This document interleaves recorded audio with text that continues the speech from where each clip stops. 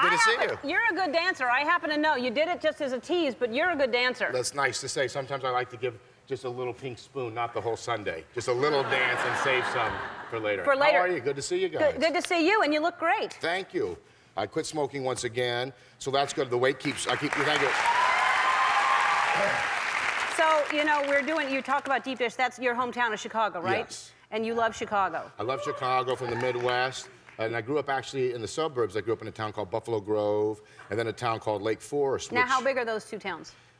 Lake Forest was about 16,000 people when I grew up. It was a little like Footloose. It's a great town, but we didn't have cable until 1990, so I lived for Friday night videos. Remember, like everyone else had MTV? Right. I couldn't keep up with what was going on. But on Friday night, I could look into the window and see what the kids were dancing to. And then the other thing with the town was, we didn't have a fast food restaurant until like 1982. And then when they built it, you would never even know, it looked like an upscale pancake house. It didn't look like a fast food joint. Right. And then the other thing was, you were not allowed to ride your bikes. This is a big federal offense. You were not allowed to ride your bicycle in downtown Lake Forest. They were nervous that perhaps a senior or a toddler would be stepping out of a mom and pop shop. Wow. And maybe the Vaughnator with the flag on the Huffy bike would be peeling down the street and you could have a collision. I didn't think that was possible. You're only going like 5 miles an hour. Right. So I would continue to ride my bike in the uptown area. They then got what we referred to as the bike police. They got a man and a woman who wore helmets. We didn't wear helmets riding back then, riding bicycle, but the bike police did. They had helmets on. And if they saw you, they would give a wave for you to stop. But if I stopped, they would come to me and give me a ticket. Sure. That's not going to happen. You're not going to stop? No. No. I kept going. Yeah. And then what I realized is the bike police were not allowed to engage in a hot pursuit. They would not break the law to stop you from breaking the law. Oh, wow. So if I continued to ride, they wouldn't like get on and chase me down. They would walk with the bike in their hand at a brisk pace, but they wouldn't get on and ride. So it was like, wait, they had a bike, but they couldn't get on it? you weren't allowed to ride bikes uptown. But why would they have a bike? Because if they were there and then they got outside of the town limit, then they would come after you. Right. But they were just kind of, I think they got to work riding. For some reason, they were the bike police, and the theme was they had bikes. It was, I don't understand it. But they did have radios. So they would radio in if there was any police in the area. Somebody we got a outside problem. of it. Yeah, someone's on a bike and they're not stopping for us. Let's take this 12-year-old down. Yeah. So they would call into the squad cars. It was very exciting times, like the Dukes of Hazzard and Mayberry all into one. It's a magical time and a magical place. Well, it does sound like a sweet little town. We're doing this nice contest, town. Wish You Were Here, and we're going to go visit different people's hometowns, and that's the kind of thing I'm talking about. And I love Chicago. It is a great city. And so tell me, in those places that you lived, did you have other jobs or just all things like? The job I had after that was I became a lifeguard at the local YMCA. Oh, that's good. That seemed like a good job because I didn't have to do a lot at first. But really you did. I was always nervous because at the public pool like that, there's tons of people and a lot of age range. So I would always organize all the kids and play games with them so I could keep an eye on them. Because these kids would wrestle, you don't know what's happening. So I'd get them all lined up on the diving board and I'd say, okay, do you want to jump 5 or 10? And then I'd throw the ring, but I could keep them organized. And it was not a lot of activity, nothing ever exciting happened. But one day, the woman that I worked for, her name was Sharon, and she fired me, and she should have because I was late a lot. But in the good times when I was there, she was talking to me about like my schedule, and there was a grandmother in the deep, shallow end of the pool with some of her grandkids. She had things on both arms, the floaties or the flippies. Oh. She was loaded with flippies and floaties on either arm. She was a large woman. She was a big woman. Looked like she quit smoking a few times. And they referred to her, the grandkids referred to her as babushka.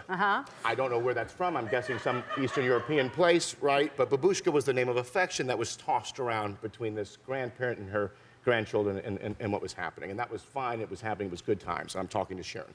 She started to slowly drift from the shallow end more and more. Babushka did? Babushka did. To the deep end of the pool. So it was like this, and the water began to rise. But she got the flippies on. Yeah. All of a sudden, I got full-on eye contact with Babushka. She's not breaking the gaze.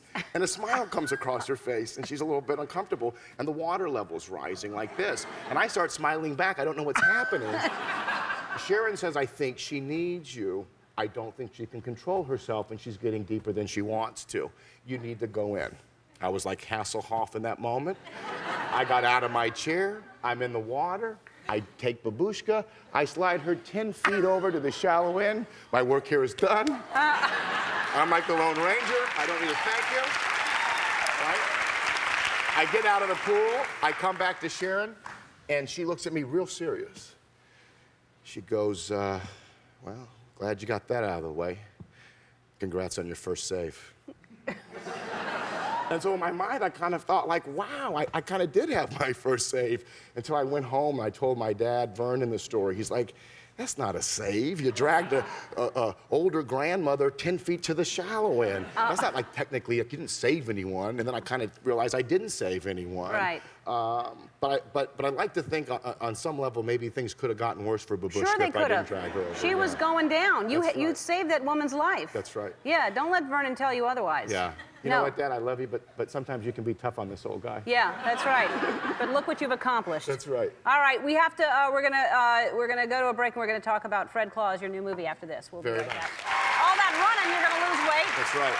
That's Vince Vaughn, and that's a scene from your new film, Fred Claus.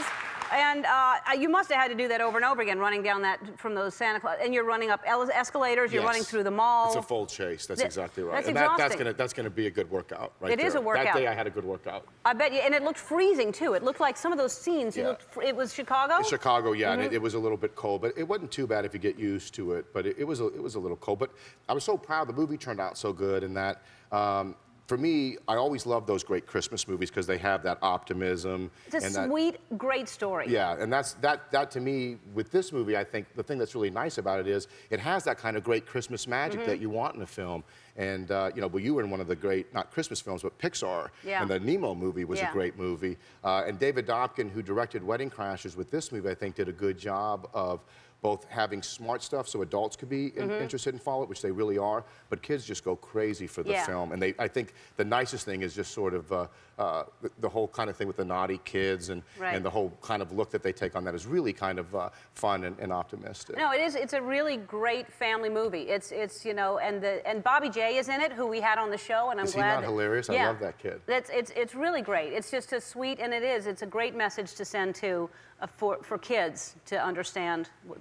We don't want to give the whole thing away, No, but no. yeah, that whole naughty thing. It's Totally. really a great message. All right, so are you good with kids? You're an uncle, right? Yes, I love kids. Being an uncle is great.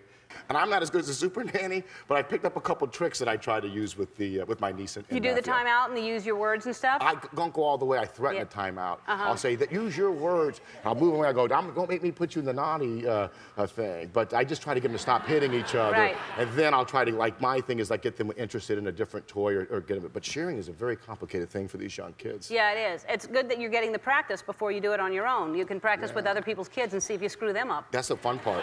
That's the fun part. And it's nice because you did to do the fun things and then the stuff like the hard work, then I say it's time for Uncle Vince to go home. That's right, exactly. All right, we're going to go up into the audience and play a game in a minute. Beginning today, you can catch Vince in Fred Claus, which, like we said, it's a sweet story, family movie. I think you'll love it. And we'll be back in the audience playing Humdinger.